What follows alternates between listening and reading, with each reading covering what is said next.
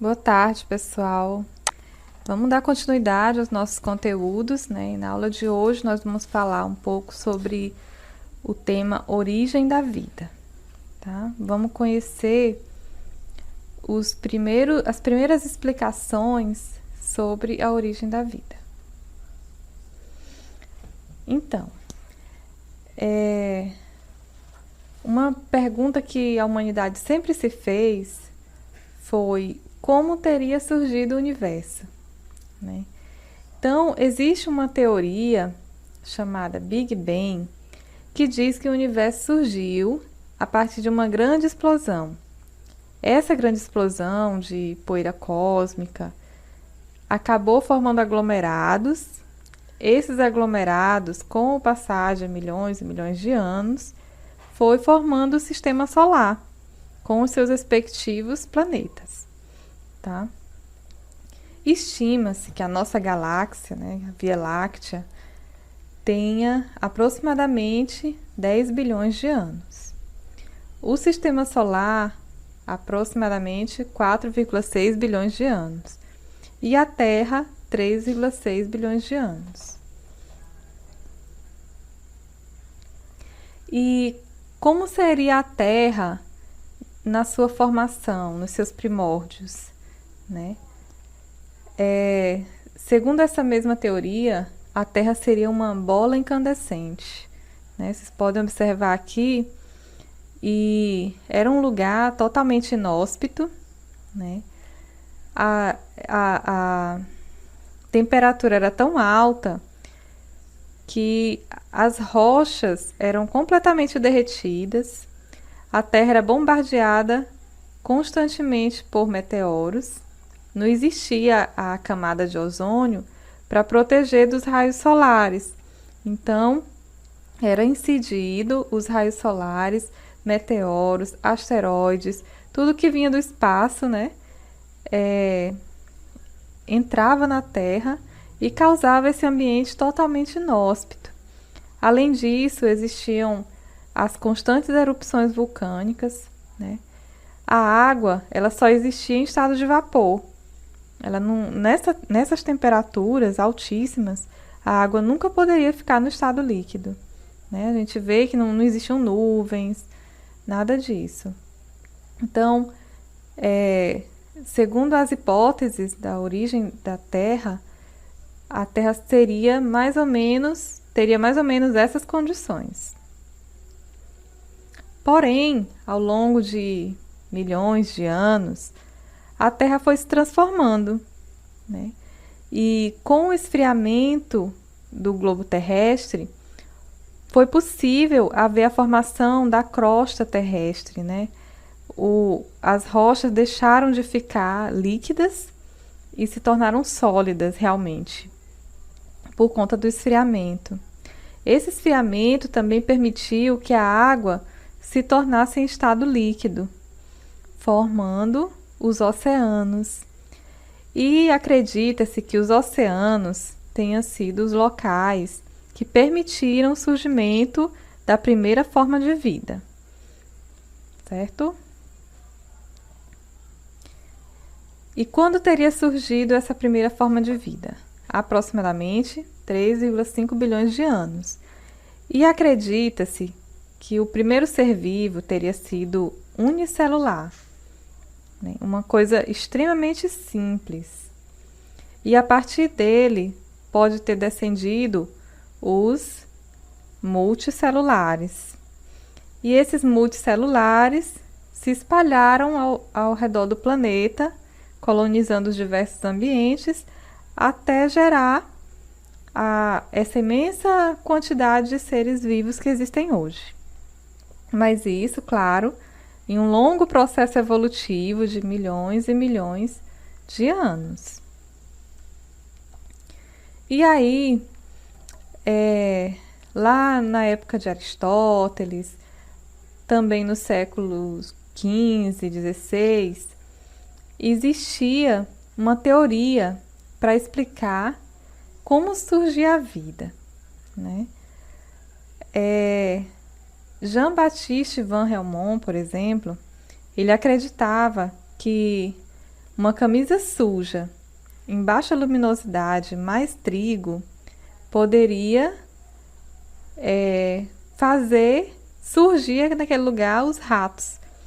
Mas ele não pensava que os ratos vinham de outros ratos.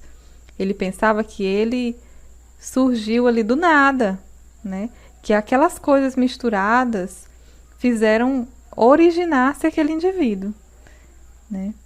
Essa teoria, para a gente parece bizarra, mas nessa época ela foi bastante defendida e aceita, né? Quem começou a explicar dessa forma foi Aristóteles. Ele acreditava que existia uma força vital e essa força vital dava origem a um ser vivo, né? Apesar de bizarro, estes foram os primeiros a se opor a outras correntes como o criacionismo, né? E aí tentar procurar uma explicação para a origem da vida. Essa teoria de que os seres vivos poderiam surgir de matéria inanimada é chamada de teoria da abiogênese. O a, que é um prefixo de negação, bio, vida, gênese, criação. Então, é só ligar esses termos em forma abiogênese, ou seja, a vida teria surgido a partir da matéria inanimada. E a teoria da abiogênese, defendida por Van Helmont e entre outros, entrava em conflito com uma outra teoria chamada teoria da biogênese, que dizia o contrário. Dizia, não, os seres vivos só podem surgir a partir de outros seres vivos pré-existentes. Era o que dizia a teoria da biogênese. E aí nós vamos ver, através dos experimentos dos cientistas da época, por que defender a biogênese e por que defender a biogênese. O primeiro defensor da biogênese foi Francesco Redi, um italiano, cientista, naturalista. E lá no século XVI, as pessoas acreditavam que os vermes que surgiam nos cadáveres, eles surgiam se transformando, era a carne se transformando em verme, né? Era a ideia deles na época. Só que Francesco Redi disse, não, eu vou provar que a carne não se transforma num verme. Então ele pegou pedaços de carne e animais mortos, né? Como o peixe, por exemplo, colocou em frascos e alguns frascos ele tampou com gaze, outros frascos foram mantidos abertos.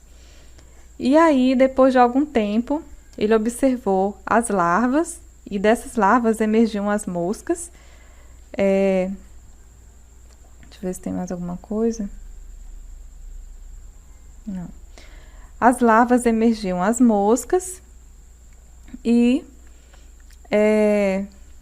enquanto que os frascos fechados não tinham vermes, né? Nem moscas, só do lado externo.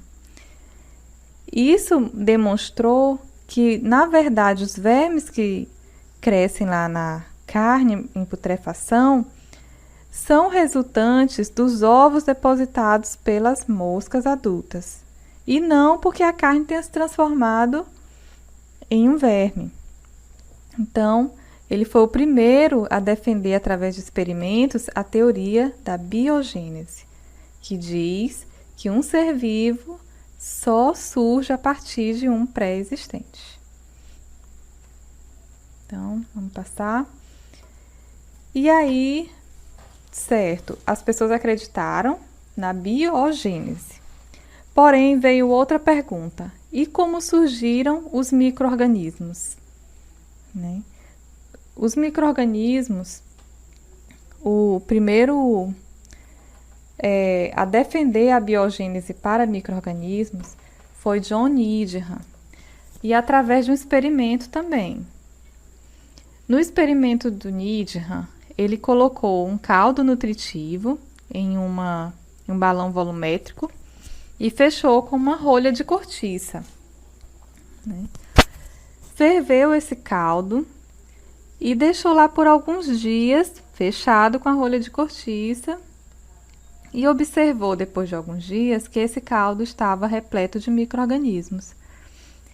E qual foi a explicação dele? Existe uma força vital que dá origem aos micro-organismos. Tá? Então, defendendo assim a abiogênese para a origem da vida. Porém, depois disso, veio um outro pesquisador e fez um outro experimento semelhante ao experimento de Needham, só com um detalhe de diferença. Ele ferveu o caldo nutritivo, seguindo o mesmo procedimento do Needham, só que esse frasco, né, que a gente chama de balão volumétrico, foi aquecido e fechado hermeticamente depois dessa fervura, né?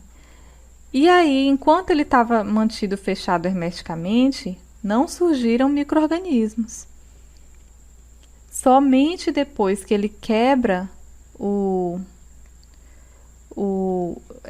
esse gargalo, né, do frasco, é que ele vai encontrar micro-organismos nesse caldo nutritivo. Então, ele defende que esses micro-organismos, na verdade, eles invadiram o recipiente quando o recipiente estava aberto. Enquanto ele estava hermeticamente fechado, ele estava completamente limpo de micro-organismos, tá? Defendendo assim a teoria da biogênese. E aí, para acabar com a discussão entre a biogênese e biogênese, Louis Pasteur fez um experimento que foi definitivo para a derrubada da primeira teoria, que foi a abiogênese, e perdurou a teoria biogênese. E como foi feito esse experimento? Ele utilizou esse caldo nutritivo em um balão volumétrico, aqueceu, só que ele modificou o gargalo do balão volumétrico, ele encurvou esse gargalo, né? E aí o gargalo permitia que o vapor fosse eliminado, porém ele criou uma barreira. Quando ele encurva o gargalo, ele cria uma barreira para a entrada de micro-organismos. E aí, enquanto se mantém esse gargalo, né, formando uma parede de proteção para os micro-organismos não chegar no caldo, não tinha micro-organismos, realmente. Quando ele quebra o frasco, aí surge os micro-organismos, tá? Derrubando de uma vez por toda a teoria da abiogênese, e se consolidou a teoria da biogênese, ou seja, os seres vivos surgem a partir de outros pré-existentes, independente se são micro-organismos ou não. Então, ele demonstrou que o surgimento dos micro-organismos se dá pela contaminação por germes do ambiente externo e não por geração espontânea, como dizia Aristóteles, como dizia Van Helmont. E aí veio outra pergunta: como surgiram os seres vivos na Terra pela primeira vez? Já se sabia que eles vinham de outros pré-existentes, mas como foi o primeiro, né? Então, existem algumas teorias. A primeira teoria é do criacionismo. Deus criou todos eles. Outra teoria que foi hipotetizada foi a panspermia, de que o primeiro ser vivo teria se originado em outro planeta e tivesse vindo em um asteroide, em um cometa, uma coisa desse tipo. E a teoria da evolução química, em que substâncias inorgânicas poderiam ter originado substâncias orgânicas. E a gente vai ver que essa teoria da evolução química é a que é aceita pela comunidade científica hoje para tentar explicar o surgimento do primeiro ser vivo. E aí o autor da teoria da evolução química foi Stanley Miller. E ele fez um trabalho bem interessante em laboratório, onde ele tentou recriar as condições da Terra primitiva. E como foi esse experimento? Ele criou um equipamento em que ele conseguia colocar os gases que existiam, né, hipoteticamente lá na Terra primitiva, metano, amônio, hidrogênio, vapor d'água, colocou nesse sistema, e nesse mesmo sistema ele conseguia colocar também descargas elétricas para reagir com esses gases e com esse ambiente. Além disso, tinha um condensador nesse equipamento que fazia com que a água resfriasse e depois precipitasse, né? E aí transformava a água de vapor em líquida, simulando a chuva, mesmo dentro do equipamento. Ele simulava a chuva lá da Terra primitiva. E aí essa água acumulada, ao longo de vários dias de experimento, né, vários meses de experimento, ele observou a presença de aminoácidos. E aminoácidos são substâncias orgânicas. Nós vamos ver quando a gente estiver estudando a química da vida, assim que a gente passar pela parte de células, a gente vai ver os componentes das células, que são os componentes orgânicos. E as substâncias orgânicas, elas estão presentes nos seres vivos, tá? E aí, por conta dele encontrar substâncias orgânicas que estão presentes nos seres vivos, ele interpretou que substâncias inorgânicas poderiam ser convertidas em substâncias orgânicas de alguma forma, dentro daquelas condições, e essas substâncias orgânicas tenham favorecido o surgimento de uma primeira célula, certo? Então, essas substâncias inorgânicas poderiam ter reagido entre si, formando as moléculas orgânicas, e as moléculas orgânicas originado estruturas capazes de controlar suas próprias reações químicas. Ainda não é chamado de célula, mas é chamado de coacervado. São essas estruturas que têm uma capacidade de realizar as reações dentro delas. É chamado de coacervado. Tá? Então é isso. O coacervado poderia ter tido uma membrana hídrica e ao longo de um grande tempo de evolução molecular, ele tem originado a primeira célula. O coacervado é um aglomerado de moléculas orgânicas que reagiram entre si até formar a primeira célula. E a membrana hídrica pode ter se desenvolvido até formar a primeira membrana plasmática. Tá? Então, esse é o conteúdo de origem da vida e eu vou passar para vocês a atividade e dar mais explicações durante a aula, certo?